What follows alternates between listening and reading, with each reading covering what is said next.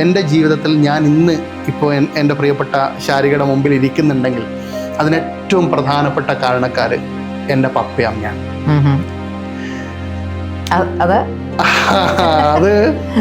അത് ഭയങ്കര വൈകാരികമായിട്ടൊരു സംഭവമാണ്. അവരാണ് എന്നെ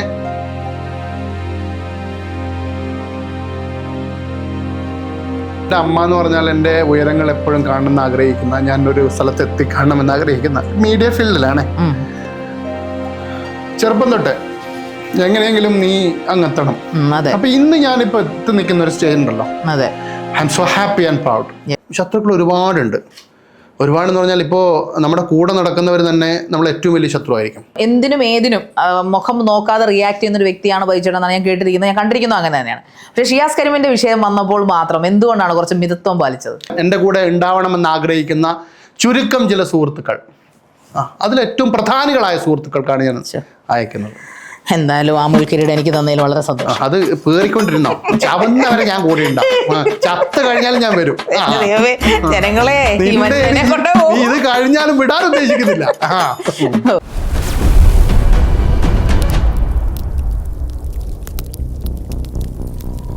ചേട്ടാ, ഒരു അടുത്ത ക്വസ്റ്റ്യൻ ഞങ്ങൾ ചോദിക്കാൻ കാത്തിരിക്കുന്നത്, കാരണം റിയാക്ഷൻ വീഡിയോ നേരത്തെ തുടക്കം കുക്കിംഗ് വീഡിയോ ആയിരുന്നല്ലോ, അതങ്ങ് വലിയ എറിച്ചില്ല. അതിനുശേഷം സ്വന്തമായിട്ട് കലാരൂപം രൂപപ്പെടുത്തിയെടുക്കുന്നു. കലാരൂപം രൂപപ്പെടുത്തിയെടുത്ത് എനിക്കും അതങ്ങോട്ട് ഇഷ്ടപ്പെട്ടു. അപ്പൊ ആ രൂപപ്പെടുത്തിയെടുക്കുന്നു, സർക്കാസ്റ്റിക് രീതിയിൽ റിയാക്ഷൻ വീഡിയോ കത്തി കയറിക്കൊണ്ടിരിക്കുന്നു. സ്വാഭാവികമായിട്ടും ശത്രുക്കൾ ഉണ്ടാവാം. അപ്പം നിങ്ങൾ പലവട്ടം ബൈചേട്ടൻ്റെ സംസാരത്തിൽ തോന്നിയിട്ടുണ്ട് കേസുകൾ, അതായത് പ്രമുഖ നടിമാരുടെ വക കേസുകൾ, വ്ളോഗർമാരുടെ വക കേസുകൾ, പിന്നെ ജാസിയുടെ വക കേസുകൾ, മറ്റേ വരളുടെയും അങ്ങനെയുള്ള പല ഇൻഫ്ലുവൻസിൻ്റെ വക കേസുകളാണ്. എല്ലാവരെയും കുത്തിപ്പറഞ്ഞും വലിച്ചു കീറിയൊക്കെയാണല്ലോ വീഡിയോ ചെയ്യുന്നത്. അത് മാത്രമല്ല അത്യാവശ്യത്തിൽ കൂടുതലും റീച്ചുള്ള വീഡിയോകളാണ് കൂടുതലും ഇൻസ്റ്റാഗ്രാമിൽ കിടന്ന് കളിക്കുന്നത്. അപ്പോൾ ബൈചേട്ടൻ ഇതൊക്കെ എങ്ങനെ ഹാൻഡിൽ ചെയ്യും? കാരണം ഇത്ര ഇൻഫ്ലുവൻസ് ഒക്കെ ഉണ്ടോ ഈ ശത്രുക്കളെയൊക്കെ? ഇത്രത്തോളം ശത്രുക്കളൊക്കെ ഉണ്ടോ ജീവിതത്തിൽ? ശത്രുക്കളെ കാര്യം പറയുമ്പോൾ ഇത് ശരിയ ചോദിച്ച് കറക്റ്റാണ്. കാരണം റിയാക്ഷൻ വീഡിയോസ് ഒക്കെ ചെയ്യുമ്പോൾ നെഗറ്റീവായിട്ടുള്ള സംഭവങ്ങളാണല്ലോ. പോസിറ്റീവായിട്ട് പറയുമ്പോൾ മറ്റുള്ളവരിലേക്ക് എത്തുന്നത്, ആ പറയുന്ന ആളിലേക്ക് എത്തുന്നത് നെഗറ്റീവായിട്ടുള്ള സബ്ജക്ട്സുകളാണ്. വിഷയം എന്നെക്കുറിച്ച് എന്തോ നെഗറ്റീവ് പറയുന്നു. അപ്പോൾ സ്വാഭാവികമായിട്ടും ഈ പറഞ്ഞ പോലെ കേസുകൾ, കാര്യങ്ങൾ, ജാസി, ശ്രീലക്ഷ്മി അറയ്ക്കൽ, ഈ പറഞ്ഞ നടി, പ്രമുഖ നടി, എല്ലാം ബി പഠിക്കൂലേ, പ്രമുഖ നടി, അതുപോലെ തന്നെ ഇപ്പം ഏറ്റവും അവസാനം വന്ന അതിൽ പിന്നെ കേസൊന്നുമില്ല. അപ്പോൾ ഇങ്ങനെ കുറച്ച് സംഭവങ്ങളുണ്ട്. ആ കേസ് കൊടുക്കുമെന്ന് പറഞ്ഞതല്ലാതെ നമ്മൾ അങ്ങോട്ട് കേസ് കൊടുക്കൂ എന്ന് പറഞ്ഞാലും പിന്നെ കൊടുക്കാത്ത സ്ഥിതിയിലേക്ക് വന്നു.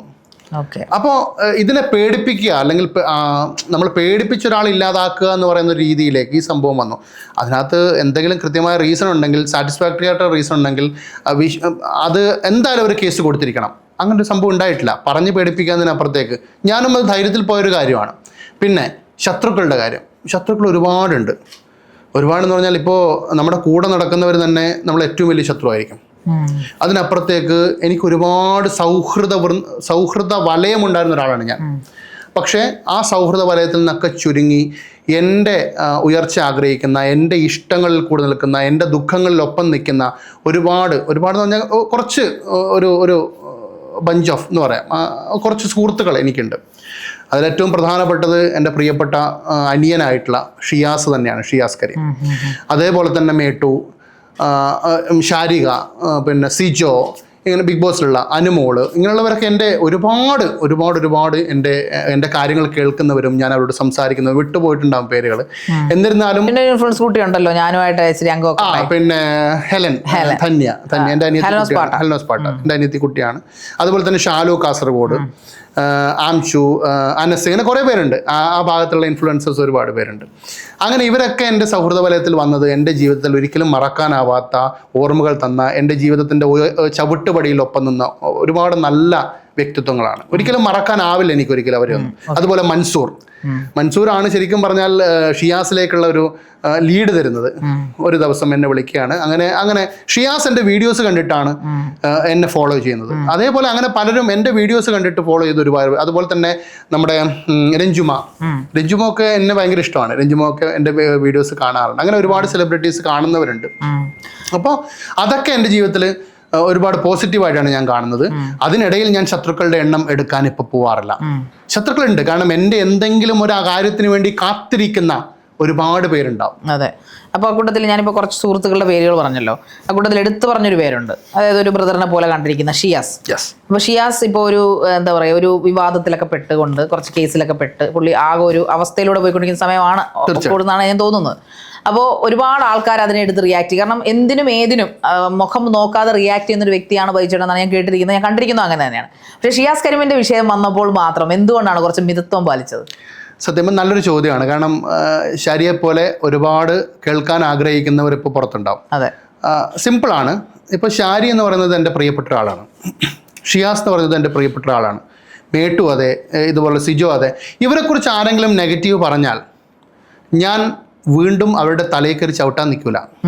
ഞാൻ അവരെ എൻ്റെ അടുത്ത സുഹൃത്തായതുകൊണ്ടും എനിക്ക് അവരൊരു പരിധിവരെ അറിയുന്നത് കൊണ്ടും ഞാൻ അവരെ സേഫ് ആക്കാനേ നോക്കൂ. പിന്നെ അതിൻ്റെ സത്യങ്ങൾ അറിയുന്ന സമയത്ത് അതിനകത്ത് എന്തെങ്കിലും പെശകുകൾ ഉണ്ടെങ്കിൽ പറഞ്ഞു തിരുത്താൻ ഞാൻ ശ്രമിക്കും. തിരുത്തേണ്ടത് അവരാണ്. പിന്നീട് ഒരിക്കൽ അതേ വിഷയം ആവർത്തിച്ചാൽ പിന്നെ എൻ്റെ സൗഹൃദ വലയത്തിൽ അവരുണ്ടാവില്ല. ഇതാണ് എൻ്റെ ചിത്രം. ഓക്കെ. അതിപ്പോൾ ഷാരി ആയാലും, ഷാരിയെ ഞാൻ ഒരുപാട് ഇഷ്ടപ്പെടുന്നൊരു വ്യക്തിയാണ്. നമ്മൾ പരസ്പരം അങ്ങോട്ടും ഇങ്ങോട്ടും നല്ല ആരോഗ്യപരമായിട്ടൊരു ബന്ധം കാത്തുസൂക്ഷിക്കുന്നുണ്ട്. കാരണം ഷാരിക്ക് ഒരുപക്ഷെ അറിയും, ഞാൻ വീട്ടിൽ ഷാരി ഇപ്പം ഞാൻ വിളിച്ചു കഴിഞ്ഞാൽ ഷാരിയോട് എൻ്റെ അമ്മയും സംസാരിക്കും, മക്കള് സംസാരിക്കും, അച്ഛൻ സംസാരിക്കും, എല്ലാവരും സംസാരിക്കും. ഫാമിലി ഗുഡായിട്ട് കിട്ടുന്ന ഒരു വ്യക്തിയാണ്. അതെ അതെ അതെ. അതിനേക്കാൾ ഉപരിയായിട്ട് എനിക്ക് പറയാനുള്ളൊരു കാര്യം, എൻ്റെ ജീവിതത്തിൽ ഞാൻ ഇന്ന് ഇപ്പോൾ എൻ്റെ പ്രിയപ്പെട്ട ഷാരികയുടെ മുമ്പിൽ ഇരിക്കുന്നുണ്ടെങ്കിൽ അതിനേറ്റവും പ്രധാനപ്പെട്ട കാരണക്കാർ എൻ്റെ പപ്പയും അമ്മയാണ്.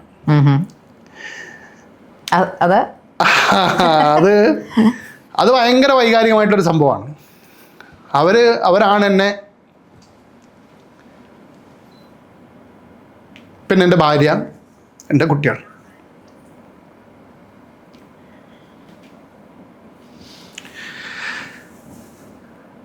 എനിക്ക് പലപ്പോഴും തോന്നിയിട്ടുണ്ട് ബൈചേട്ടൻ്റെ ഒരു പവർ എന്ന് പറയുന്നത് വെച്ചാൽ ഇത്രയും ഒരു റിയാക്ഷൻ വീഡിയോസ് അല്ലെങ്കിൽ വ്ളോഗിങ് അല്ലെങ്കിൽ ഇതിലേക്ക് ചെയ്യുന്ന ആൾക്കാർ നമ്മളെ വിളിച്ച് ഗുഡ് നൈറ്റ് പറയാറുണ്ട്, വിഷ് ചെയ്യാറുണ്ട്. അപ്പോൾ ആദ്യകാലത്ത് ബൈചേട്ടൻ എന്നോട് വിളിച്ചപ്പോഴത്തേക്ക് സംശയം, ഈ പുള്ളി എന്തിനാണ്, ഓക്കെ സമ്മതിച്ചപ്പോൾ ഞാനാണ് ഇൻഫ്ലുവൻസറാണ്, അങ്ങനെ ഫ്രണ്ട്സ്, നമ്മളല്ലാത്ത ബാല്യകാല സുഹൃത്തുക്കളൊന്നും അല്ലല്ലോ. അത് കഴിഞ്ഞിട്ട് ബൈചേട്ടൻ ആദ്യമേ പരിചയപ്പെടുത്തിയത് വൈഫിനെയാണ്. അത് കഴിഞ്ഞ് പിന്നെ വൈഫ് പോരാ, അച്ഛനും അമ്മയും കൂടെ പരിചയപ്പെടുത്തുകയാണ്. അത് കഴിഞ്ഞ് മകള് എൻ്റെ ഇടയ്ക്ക് പറയുകയാണ്. അത് കണ്ടിന്യൂസ് ആണ്, അതൊരു കോൺസ്റ്റന്റ് ആണ്. എനിക്കൊന്ന് ബൈചേട്ടൻ്റെ ഒരു സൗഹൃദ വലയം അത് പറയുമ്പോൾ നമ്മൾ ഇമോഷണലാണ്. കാരണം ഒരു കോൺസ്റ്റന്റ് ആയിട്ടുള്ള ഒരു ഇമോഷണൽ റിലേഷൻഷിപ്പ് കീപ്പ് ചെയ്യുന്നത് വളരെ ബുദ്ധിമുട്ടാണ് ഇന്നത്തെ കാലത്ത്.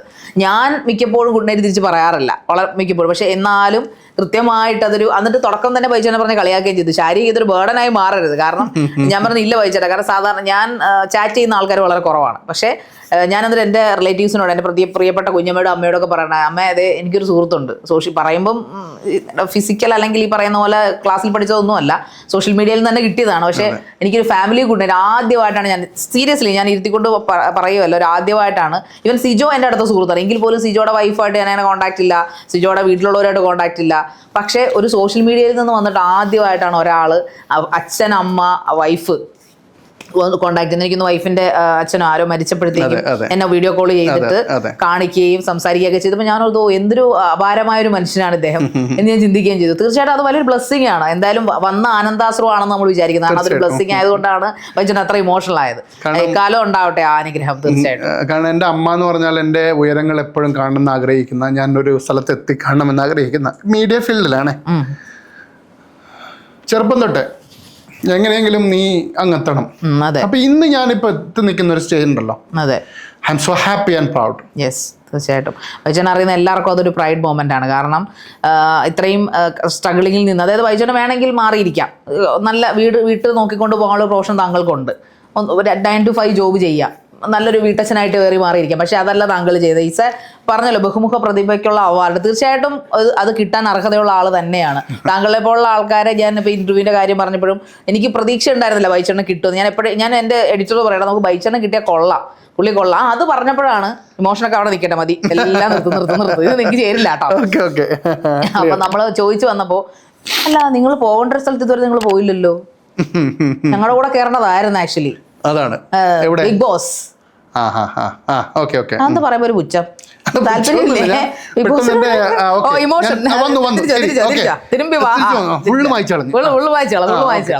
അച്ഛനെ അമ്മയൊക്കെ പറഞ്ഞ ബിഗ് ബോസ് ചിന്തിക്കാൻ പറ്റില്ല. അപ്പോ ബിഗ് ബോസിൽ ഞാനിപ്പോ ബൈച്ചാണ്ട് ഈ വ്ളോഗ്സ് ഒക്കെ കാണുമ്പോൾ ഞാൻ ഈ മനുഷ്യനെ പോലെ ഒരാള് ബിഗ് ബോസിൽ അന്ന് എന്റെ കൂടെ വേണ്ടതായിരുന്നു. എനിക്ക് എന്നെ വിളിച്ചപ്പോഴും ഞാൻ അന്ന് പിന്നെ ബൈച്ചനോട് സംസാരിച്ചിട്ടുണ്ട് അതിനെക്കുറിച്ച്. അതായത് ബോധമുള്ള ഒരാൾ അല്ലെങ്കിൽ കുറച്ച് ആൾക്കാർ അവിടെ വേണ്ട ഒരു സ്ഥലമായിരുന്നു സീസൺ 7. അതിപ്പോ കഴിഞ്ഞു, സീസൺ 8 മുമ്പേ നമുക്ക് നിങ്ങളെയൊക്കെ നല്ല ബോധമുള്ളവരായിട്ട് തോന്നി. അതിനകത്തുനിന്ന് കയറി ഇറങ്ങുമ്പോഴാണ്. അതെ, എന്തായാലും നിങ്ങൾക്ക് ഇപ്രാവശ്യം ഭാഗ്യം ഉണ്ടാവട്ടെ എന്ന് ആശയം. അല്ല, ഞാനത് ചോദിച്ചാൽ ബിഗ് ബോസ് ഇഷ്ടമാണോ? ബിഗ് ബോസ് ഇഷ്ടക്കുറവൊന്നുമില്ല, പക്ഷേ പോവോ? വിളിച്ചാ പോവും. നാളെ ഇതുവരെയായിട്ട് അങ്ങനെ ഒരു സംഭവങ്ങളൊന്നും. നിങ്ങൾ പോണം, നിങ്ങൾക്ക് അത് തന്നെ വേണം. നിങ്ങൾ പോണം, ഞാൻ പ്രാർത്ഥിക്കും, ഞാൻ തേങ്ങ അടിക്കും, ഞാൻ നിങ്ങൾ പോകാൻ വേണ്ടിട്ട്. എന്നെ നന്നായിട്ട് കാണാൻ ആഗ്രഹമല്ലേ എന്റെ ചവരിലിങ്ങനെ തോക്കണമെന്ന് കണ്ടേ അടങ്ങല്ലേ. എന്നിട്ട് നമ്മളൊരു ഇന്റർവ്യൂ ഇരിക്കും, അപ്പോഴീ ചിരി കാണണം, ഈ മുഖത്തുള്ള ആ ഒരു ഓറ. ഇപ്പൊ നിങ്ങൾക്ക് ഒരു ഓറ ഉണ്ടല്ലോ, എല്ലാരും ഓറ വയ്ക്കണം നിങ്ങളെ. എന്തായാലും ഇപ്പൊ തന്നെ നീ ഊക്കി കൊല്ലുന്നുണ്ട്, ഇനി അതിന്റെ മുകളിലും കൂടെ നീ ഊക്കാൻ ഞാൻ അവസരം ഒരുക്കുന്ന പ്രതീക്ഷിക്കണ്ട. അതൊക്കെ നിങ്ങളുടെ കയ്യിൽ നിന്ന് പോകും അവിടെ ചെന്ന് കഴിയുമ്പോഴത്തേക്ക്. എന്തായാലും നിലവിൽ ഇതുവരെ അങ്ങനെ ഒരു അപ്ഡേഷനോ കാര്യങ്ങളോ ഒന്നും വന്നിട്ടില്ല. ചില മിക്കവാറും ആൾക്കാർ എടുത്തിട്ട് പ്രഡിക്ഷൻ ലിസ്റ്റിൽ ഞങ്ങൾക്ക് പോകാൻ ആഗ്രഹിക്കുന്ന ഒരു വ്യക്തി എന്നുള്ള രൂപത്തിൽ ഒരുപാട് വീഡിയോകളിൽ. കാരണം നിങ്ങൾ ഇതല്ലേ ഈ തോന്നിവാസമല്ലേ നിങ്ങൾ കാണിച്ചുകൊണ്ടിരിക്കുന്ന സോഷ്യൽ മീഡിയയില്. അപ്പൊ പിന്നെ ഉറപ്പായിട്ടും അത് പ്രൊഡിക്ഷൻ ലിസ്റ്റിൽ വരും. കാരണം ബിഗ് ബോസിൽ നെഗറ്റിവിറ്റി ആണ് കൂടുതൽ വേണ്ടത്. നിങ്ങൾ ആവശ്യത്തിന് ആൾക്കാർ, അത് നായകനെന്നില്ല, സിനിമാ നടിയെന്നില്ല, പൊളിറ്റീഷ്യൻ എന്നില്ല, എങ്ങനെ ഈ ചങ്കൂറ്റ് എവിടെ നിന്ന് കിട്ടും? ചെറുപ്പം നിങ്ങൾ ഇങ്ങനെയാണ്. അതിപ്പോ എന്നോട് പലരും ചോദിക്കാറുണ്ട് എങ്ങനെ ഈ ധൈര്യം കിട്ടുന്നു. ഞാൻ പറയുന്നത് ഉള്ള കാര്യം തുറന്നു പറയാൻ എന്തിനാ ധൈര്യം, എന്തിനാ ധൈര്യക്കേട്, എനിക്ക് മനസ്സിലാവുന്നില്ല. അത് ഉള്ള കാര്യങ്ങൾ, പബ്ലിക്കിന്റെ മുമ്പിൽ വന്ന കാര്യങ്ങളെക്കുറിച്ച് വളരെ കൃത്യമായിട്ട് ഒരു പരിധി വരെ പഠിക്കുകയും അതിന് സ്ക്രിപ്റ്റ് ഒന്നുമില്ല ഞാൻ ചെയ്യുന്നതിന്, വന്നിരിക്കും, പറയും, എഡിറ്റ് ചെയ്യും, ഇത്രേ ഉള്ളൂ പരിപാടി. അത് കാണുമ്പോൾ പറയാം നിങ്ങൾ സ്ക്രിപ്റ്റിലാണ് ചെയ്യുന്നത്. സ്ക്രിപ്റ്റ് ഇല്ല, പക്ഷെ സംസാരിച്ച് വരുന്ന രീതിയിൽ ഇടയ്ക്ക് ഇങ്ങനെയുള്ള സംഭവങ്ങൾ. ഒരു 3 മിനിറ്റാണ് നമ്മുടെ വീഡിയോ. ആ 3 മിനിറ്റിനകത്ത് ഇട്ട് മാക്സിമം എൻഗേജിങ് കൊടുക്കുകയാണ് നമ്മൾ വേണ്ടുന്നത്. അപ്പൊ അത് പരമാവധി ഞാൻ ശ്രദ്ധിക്കാറുണ്ട്. കട്ട് ചെയ്തെല്ലാം വളരെ ഭംഗിയാക്കിയിട്ട് എഡിറ്റിങ്ങിന് വേണ്ടി 3 മിനിറ്റ് സാധനം ആണെങ്കിൽ ഞാൻ 2-2.5 മണിക്കൂർ എഡിറ്റിങ്ങിന് എടുക്കും. സത്യമാണ്. കാരണം എന്ന് വെച്ച് ഞാൻ നല്ലൊരു എഡിറ്റർ ഒന്നുമല്ല, പക്ഷെ എനിക്ക് എഡിറ്റിംഗ് ഭയങ്കര ഇഷ്ടമാണ്. എല്ലാ സംഭവങ്ങളും ഞാൻ തന്നെയാണ് ചെയ്യുന്നത്. കഥ, തിരക്കഥ, സംഭാഷണം, സംവിധാനം. നല്ല എഡിറ്റിംഗ് ആണ് അത് കാണാൻ. കാരണം ആൾക്കാരെ കളിയാക്കുന്ന സീക്വൻസ് കൂടെ താഴെ വെക്കുന്നതേ നല്ല രസമുണ്ട്. അത് പെട്ടെന്ന് ഓർമ്മ വരികയും ചെയ്യും. അതായത് ഇപ്പൊ ഞാൻ കാണിച്ചൊരു അബദ്ധം ഒരാൾ എടുത്തിട്ട് വീശി പൊളിക്കുവാണ്, കൂട്ടത്തിൽ ഞാൻ ചെയ്ത കാര്യങ്ങൾ കൃത്യമായി ലൈവായിട്ട് വെക്കുക എന്ന് പറയുമ്പോൾ വളരെ ആനന്ദം നൽകുന്ന ഒരു കാര്യം. അല്ല, ഒരു നഗ്ന സത്യം ഞാൻ പറഞ്ഞത്. ചെയ്യുമ്പോ പറയാറുള്ളൂ, എനിക്കത് ചെയ്യുമ്പോ കുറച്ചൊക്കെ ഒരു മെരിങ്ങിലൊക്കെ ചെയ്യണേ. എന്തുവാണ് നിങ്ങള്? ശരി, ഞാൻ ഇനി ആ രീതി രൂപത്തിൽ നിങ്ങളുടെ ഈ കളിയാക്കൽ കാരണം നമ്മുടെ താമര പാർട്ടിക്ക് വേണ്ടി ചെയ്ത ആൾക്കാരൊക്കെ ഒളിച്ചോടിയെന്ന് പറഞ്ഞു, നാട് വിട്ടെന്ന്. ഒരുപാട് തെറികളൊക്കെ ഉണ്ടായിരുന്നു കേട്ടോ. ഞാന് ഈ പറഞ്ഞതുപോലെ നേരത്തെ ഷിയാസിന്റെ വിഷയം പറഞ്ഞപ്പോഴായാലും ഈ താമരയുടെ വിഷയം വന്നപ്പോഴായാലും താമരയുടെ വിഷയം ഇപ്പൊ പറയാൻ തുടങ്ങിയ ശേഷം അതിന്റെ അടിയിൽ വരുന്ന കമന്റുകൾ ഷിയാസിനെ കുറിച്ചാണ്. അപ്പം അവർക്ക് എങ്ങനെയെങ്കിലും എന്നെ കൂടെ തളർത്തണം. ഈ തളർത്താൻ ആഗ്രഹിക്കുന്ന ഒരുപാട് പേര് ഒരുപാട് പേരുണ്ട്. എൻ്റെ ഒരു സൗഹൃദ വലയത്തിൽ തന്നെയുണ്ട് അങ്ങനെയുള്ളവര്. എങ്ങനെയെങ്കിലും തടർന്ന് കാണണം. പക്ഷെ എൻ്റെ മുമ്പിൽ എന്താണ്, അവർ ഭയങ്കര സപ്പോർട്ടീവാണ്. ഞാൻ ഈ താമരയുടെ വിഷയത്തിൽ തന്നെ ഇട്ട കമന്റുകൾ നോക്കിക്കഴിഞ്ഞാൽ ആ കമന്റിന് ലൈക്ക് ചെയ്യുന്നത് എൻ്റെ അടുത്ത സുഹൃത്തുക്കളായിരിക്കും. അതാണ് ഏറ്റവും വലിയ കോമഡി. പക്ഷെ അവരെനിക്ക് വന്നിട്ട് ഹാപ്പി ബർത്ത്ഡേ എന്നും ഹാപ്പി ന്യൂ ഇയർ എന്നൊക്കെ പറയുന്നവരാണ്. ഒരിക്കലും ഒരു കാരണവശാലും വിശ്വസിക്കാനാവാത്ത കുറേ സൗഹൃദങ്ങൾ എനിക്കുണ്ട്. എന്നിട്ട് പിന്നെ എന്തുകൊണ്ട് കീപ്പ് ചെയ്യുന്നു? അഭിനയിക്കും. അപ്പൊ അല്ലാതെ രക്ഷയില്ലല്ലോ അല്ലേ? എങ്ങനെ കീപ്പ് ചെയ്യുന്നു? അതായത് ഇപ്പൊ സൗഹൃദ വലയത്തിൽ കുറെ ചെന്നായക്കളുണ്ടല്ലോ, ആട്ടിൻ തോലടിച്ച ചെന്നായക്കൾ. അവരെ തിരിച്ചറിഞ്ഞിട്ടും കൂടെ നിർത്തുന്നില്ല. അല്ല, ഞാൻ കൂടെ നിർത്തുന്നില്ല. അവര് വരുന്നു, എന്നോട് ഹാപ്പി ന്യൂ ഇയർ പറയുന്നു, ഞാൻ ചിലപ്പോൾ മറുപടി പോലും കൊടുക്കൂല. അത് അവരൊന്നും ഞാൻ എന്റെ നല്ല സൗഹൃദങ്ങളായിട്ട് ഞാൻ പരിഗണിച്ചിട്ടേ ഇല്ല. സൗഹൃദങ്ങളായിട്ട് അഭിനയിച്ചു വരുന്നവർ അവര് എന്നോട് അഭിനയിക്കുകയാണ്. ഞാൻ അവരോട് അങ്ങനെ അവരുടെ ഒരു സൗഹൃദ ഡെഡിക്കേറ്റഡ് ആയിട്ടുള്ള ഒരു റിലേഷൻ അവരുമായിട്ട് ഞാൻ ബിൽഡപ്പ് ചെയ്യാൻ ശ്രമിച്ചിട്ടേ ഇല്ല. അതാണ്. പിന്നെ ഈ ഗുഡ് മോർണിംഗ് ഗുഡ് നൈറ്റ് പറഞ്ഞതിൻ്റെ ഒരു കാര്യം എനിക്കും ഒട്ടും ഇഷ്ടമല്ലാത്തൊരു കാര്യമാണ് ഈ ഗുഡ് നൈറ്റ് അയക്കുന്ന കാര്യം. ഞാൻ ആകെ ഗുഡ് നൈറ്റ് അയക്കുന്നത് 3 പേർക്കാണ്. വളരെ ഓപ്പൺ ആയിട്ട് പറയാം. ഞാൻ എനിക്ക് താല്പര്യമില്ല എന്ന് പറഞ്ഞാൽ ഒട്ടും താല്പര്യമില്ലാത്തതാണ്. കാരണം മറ്റുള്ള ആരെങ്കിലും അയച്ചാൽ തന്നെ പൂവും കായൊക്കെ വെച്ചിട്ട് അയക്കും. എനിക്കിഷ്ടമല്ല അത്. ഞാൻ ആകെ അയക്കുന്നത് ഒന്ന് ഷാരിക്ക്, ഒന്ന് നമ്മുടെ ഷിയാസിന്, ഒന്ന് മേട്ടോന്. ഈ 3 പേർക്കാണ് ഞാൻ ഗുഡ് നൈറ്റ് അയക്കുന്നത്. അതെൻ്റെ ജീവിതത്തിൽ എൻ്റെ ജീവിതകാലം മുഴുവൻ എൻ്റെ കൂടെ ഉണ്ടാവണമെന്ന് ആഗ്രഹിക്കുന്ന ചുരുക്കം ചില സുഹൃത്തുക്കൾ. അതിലേറ്റവും പ്രധാനികളായ സുഹൃത്തുക്കൾക്കാണ് ഞാൻ അയക്കുന്നത്. എന്തായാലും ആ മുൾക്കിരീടം എനിക്ക് തന്നതിൽ വളരെ സന്തോഷം. അത് പേറിക്കൊണ്ടിരുന്നോ, ചവന്നവരെ ഞാൻ കൂടെ ഉണ്ടാവും, ചത്ത് കഴിഞ്ഞാലും ഞാൻ വരും. ജനങ്ങളെ ഇത് കഴിഞ്ഞാലും വിടാൻ ഉദ്ദേശിക്കുന്നില്ല. ഓക്കെ, അപ്പൊ എന്തായാലും വളരെ സന്തോഷം. കുറച്ച് സമയത്തിനുള്ളിൽ നമുക്ക് ഒരുപാട് കാര്യങ്ങൾ പറയാൻ പറ്റി, ഒരുപാട് കാര്യങ്ങൾ ചോദിച്ചു. അതിനിടയ്ക്ക് ബൈജൻ ഇമോഷണൽ ഒക്കെ ആയി. എന്തായാലും എന്നെ കൊണ്ടുപോകാൻ വിടോ? ഇല്ല, തരത്തില്ല, എൻ്റെ സ്റ്റുഡിയോ അല്ല. അപ്പോൾ വളരെ സന്തോഷമുണ്ട് എനിക്ക്. എന്തായാലും ബൈജൻ നല്ലൊരു പാട്ടുകാരനാണെന്ന് കൂടെ നേരത്തെ ഒരു പാട്ട് പാടിയല്ലോ. അപ്പൊ അത് നമുക്ക് വേണ്ടി ഒരു 4 വരി എന്നാലും ഇരിക്കട്ടെ. എന്തായാലും നിങ്ങളുടെ പ്രൊഫൈൽ അതുണ്ടല്ലോ. എന്നാലും നാളെ ഇവിടെ അഭിനയിച്ച് കാണിക്കാൻ പറ്റത്തില്ല. പിന്നെ ഒരു പാട്ടിരിക്കട്ടെ. എന്തായാലും എൻ്റെ അടിക്ക് നടക്കത്തില്ല. പാട്ടെന്തായാലും ശരിയാവുമെന്നറിയില്ല. പ്രശസ്ത നാടക എഴുത്തുകാരനായിട്ടുള്ള മുഹാദ് വെമ്പായത്തിൻ്റെ ഒരു പ്രധാനപ്പെട്ട, നമ്മൾ കേട്ട് മറന്നൊരു പാട്ട്, മറന്നല്ല ഇപ്പോഴും പാടിക്കൊണ്ടിരിക്കുന്ന ഒരു പാട്ടാണ്. പണ്ടെങ്ങാണ്ടൊരു നാടുണ്ടാർന്നേ, ആ നാട്ടിൽ പുഴയുണ്ടാർന്നേ, പുഴ നിറയെ മീനുണ്ടാർന്നേ, മീനിനു മുങ്ങാൻ കുളിരുണ്ടാർന്നേ.